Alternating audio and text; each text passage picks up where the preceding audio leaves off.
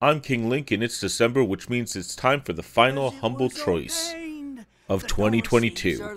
This is the Humble Choice December 2022 review.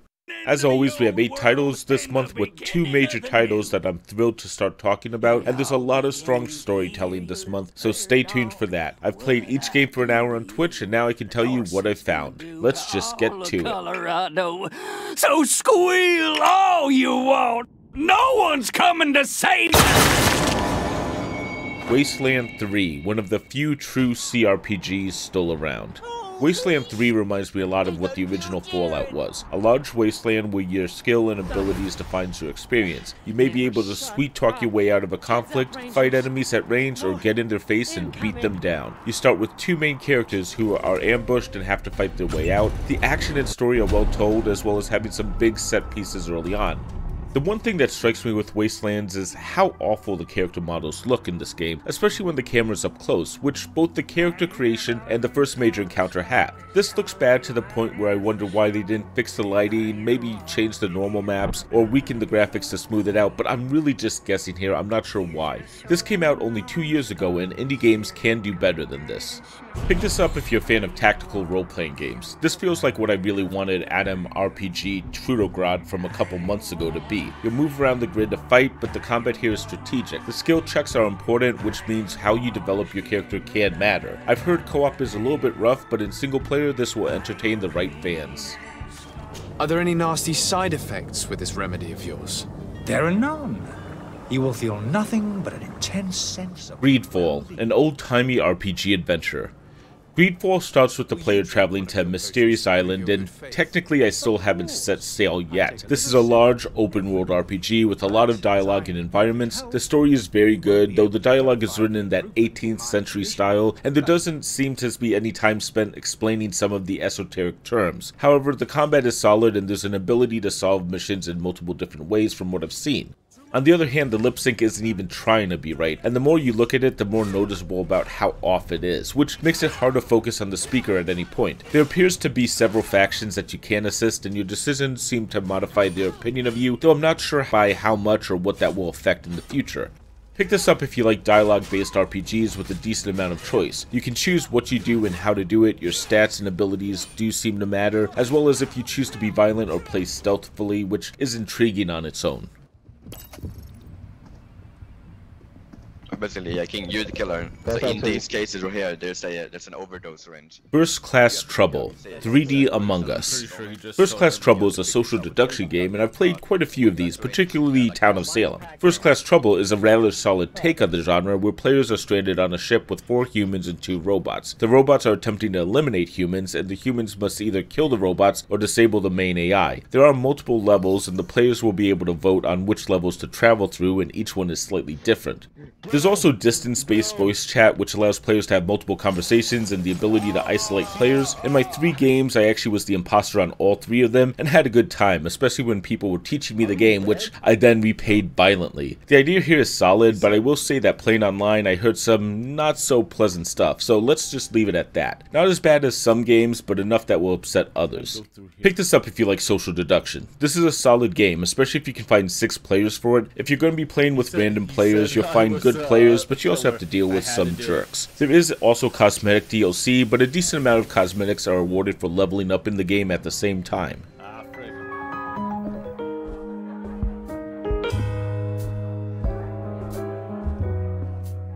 Backbone, an animal detective noir.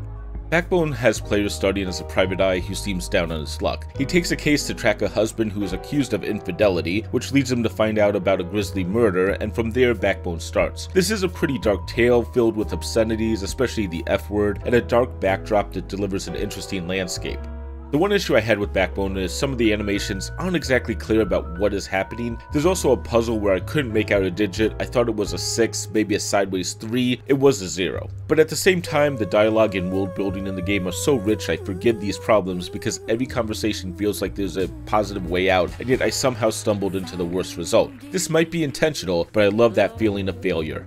Pick this up if you like well-written detective noir games. Near the end of my hour, I got a wave of nostalgia for Disco Elysium. I feel like the main character here is on that downward slope to almost the beginning of Disco Elysium. He's a flawed, potentially fallen character, and that works well to drive the narrative. I really want to see where this game is going to go.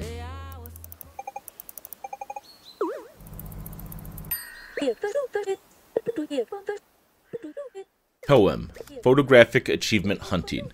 TOEM is a game about photography, but rather than trying to inspire the player to master the art, it instead focuses on using photographs as a way to challenge the player. Almost every challenge in the game involves the player taking photographs or looking through the lens of a camera, and there's a lot of challenges here. Each idea is clever and it's a unique game. It's also a bit short. This seems to be about 3 hours long, maybe longer for completionists. The focus of the game is earning each achievement and solving puzzles while exploring the world. That's fun, but it's only going to appeal to some of the audience. Pick this up if you like having lists of challenges and checking off each one as you solve puzzles. This is the perfect game for me and I love the experience here, but taking photographs might not appeal to everyone, and the achievement list is a form of metagaming. The women are oblivious to your approach. Their eyes are shut. Their touch, where they hold Where the Water Tastes Like Wine, a game for story lovers. Where the Water Tastes Like Wine is strange. You're a player trying to find true stories as you cross the United States as a skeleton. You find normal stories as you travel, but you also run into 16 different characters, each one asking you to tell them different types of stories before they tell you their real story. The stories become your currency, but also your goal. What's exciting about Where Water Tastes Like Wine is how it evolves the folk tales told. A simple interaction becomes a tall tale that continues to grow over time. The evolution shows the power of writing and story crafting. It doesn't hurt that the game is narrated by an amazing voice and uses different voices for each character, though the one issue I have is he's a little slow if you're a fast reader, but his voice and delivery are perfect. Pick this up if you're enamored with stories. This is the perfect game for someone who loves narratives in video games, and just sitting back and enjoying each campfire story to the fullest is exceptional. The gameplay is also unique as you try to use those stories to satisfy the requests of strangers you run into, but that also might be why someone will skip this game. I, however, will return.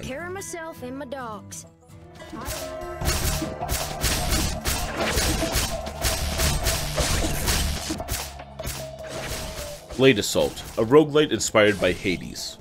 Blade Assault starts with a short intro before the player is cast down to the slums and rescued. From there, players will attempt to climb up to get their revenge, and are usually tossed back to the slums each time they die. Blade Assault wears its influences on its sleeve. It doesn't hide the fact that a lot of the systems are inspired by Hades, and this works well. The problem is it misses a couple of important points. Blade Assault's story is lacking, so most pickups in the game are just that, rather than chances to talk to the gods in Hades to advance the narrative. In addition, the sound design is weak, and the music in the game really lets down the action and combat. Pick this up if you need another roguelite or if you buy the bundle. The combat is satisfying here, but so many gameplay systems just made me think about how Hades was a better package or Dead Cells was more polished. There's nothing bad here, but it's also lacking anything that could really make this title stand out.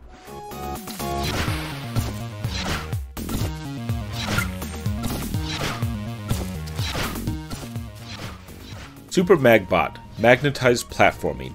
Super Magbot starts with the player trying to stop a large asteroid on a collision course with multiple planets. Players control a robot that has the power to attract or repel with 2 different magnets. It's a simple setup, but the level design here is great and the controls are tight. Once you remember which color is which button, you'll be able to fly through the levels, and there are optional challenges that will also increase the difficulty.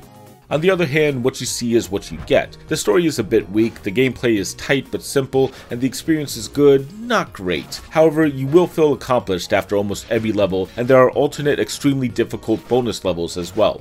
Pick this up if you love platformers. The controls are tight enough that almost anyone will have a good time here, but while there is a small amount of puzzles in the design of the level, it's more about fast, precise actions than anything else. I believe there's only about 100 levels in the main game, and I was knocking out my successful runs taking about 20 seconds apiece. And those are the games of the Humble Choice, but because you guys are so awesome and checking out this video, I'm going to be giving you a little more. We have a special treat this week. It's a game from the Humble Game Collection, which you can check out if you subscribe to Humble Choice now or in the future.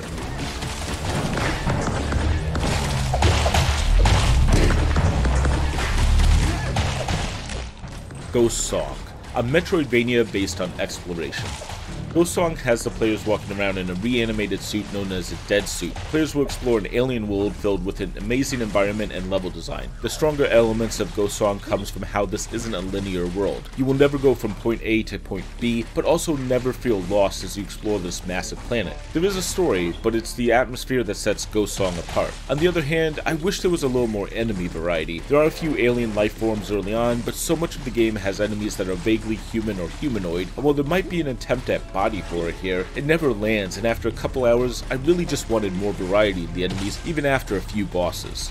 Pick this up if you like Metroidvanias. This isn't a top tier version of it, but it's clear that the developers learned a lot from Hollow Knight and Dark Souls, and that's not a criticism here. It may be rough around the edges, but that's probably due to this being a small or single person team at times. And yet, I enjoyed exploring this map far more than many other entries in the same genre. And that's the game I decided to include as a bonus. Again, that is available in Humble Game Collection and technically on Game Pass. If you're interested and subscribed, you can check out any of the Humble games on their app. It's mostly the games that Humble published. With that said, let's talk about the bundle, and I'm going to be straight about this. I think this is an excellent bundle and a strong finish for the year. After playing all the games, it's probably not the best, but Wastelands is a series I haven't played and I've wanted to. I know Greedfall is popular and I can see why. The rest of the games are all from different areas, but almost all of them have strong stories and interesting gameplay, and I always look for something a bit different, which is what makes me happy here. I will also mention that First Class Trouble is a game that's better with more people you know, and if you want that, there's also a coupon for 75% off a second copy if you buy the Choice Bundle, and if you're planning on picking up Jingle Jam, there's actually also a copy in there as well. Speaking of, this isn't the freshest bundle. We'll pop up the Is There Any Deal summary, and the fact is most of these games have been bundled before, and all of their lowest prices are under $10. A bit of an ouch in my book, since it means you can get them cheap during the winter sale coming up around Christmas time. At the same time, they normally go for a decent amount of money, so depending on how you view that or which titles you're interested in, there is a good value in there. I know I definitely got one, but not a great one. I'm going to be trying to keep popping up the Is There Any Deal summary just to show you guys the pricing. As for the tier list, I need to make a change. Do you guys really want to see all the headliners as high value and the rest of the games in the middle of 3 tiers? I know I don't, so I'm going to split it up a little more. We have the full bundle price tier. If you like that game, grab the bundle, you're going to get your money's worth. Followed by the strong contenders tier, which are games you absolutely should check out. The week entries, one of my favorite games this month is there, but it's an understanding that they're more pack-in titles than stuff that shines on their own. And finally, the mess. And I promise this is the last time I'll redo the tier list this year. Yeah, I recycled that joke. Before someone asks why leave the miss in the list if there's nothing in it, well, it's a reminder that Humble can do worse. Fantasy Blacksmith exists after all. Which of course means the miss tier is empty, thankfully. Moving up to the week entries, at the bottom of that list is Super Magbot. I had a blast playing this on stream, it was fun, and I got into it after about 10 minutes, but I really struggle to recommend it as a standalone title, and while you should check it out, it's really not that special. The middle of the week entries tier is Blade Assault. This suffers from a fatal flaw. So much of this game is similar to Hades, but Hades has an important difference, and Blade Assault kept me thinking, why am I not just playing Hades or perhaps Dead Cells? I have a video on both of them, check them out. But Blade Assault really just didn't stand out enough on its own, and there are far better games out there. The top of the week entries is TOEM, and I hope I'm saying that right. This is a great game with an interesting mechanic and a world I loved exploring, but I also can admit I enjoyed it because of the achievement list. The photography is well executed as well, but if neither of those things excite you, I don't think this is the game for you. With the short runtime, I'm forced to admit that this is weak. That doesn't mean I'll be skipping it myself. And that's what I have for the week entries. 3 games down and 5 more to go, so let's take a look at what the strong contenders are. The bottom of the strong contenders tier is First Class Trouble, and I know a lot of people don't like multiplayer games, but that's what this game is, and it excels at it. This take on the social deduction genre is well done and interesting, though it is borderline because your experience will depend on who you're matched with. Get foreigners, racists, or cheaters, you're going to have a bad time. On the other hand, if you're with the right people or just playing with friends, you'll have a blast. The middle of the strong contender tier is Backbone. The writing and the story saved what could have been a worse experience. The feeling that I had failed conversations kept me engaged, and it felt like there was potentially multiple paths to take. Also, this game nails the down and out detective motif that's at the heart of a good detective noir game, and that's important. The top of the strong contender tier is Where the Water Tastes Like Wine. I love stories and unique gameplay, and I think people need to check this out. The writing is great, and it's that narrative that really makes the package amazing. If it wasn't for the odd gameplay, it'd be even higher. If you need more than just sitting back and listening to interesting tales, this isn't for you, but for everyone else, this is exceptional.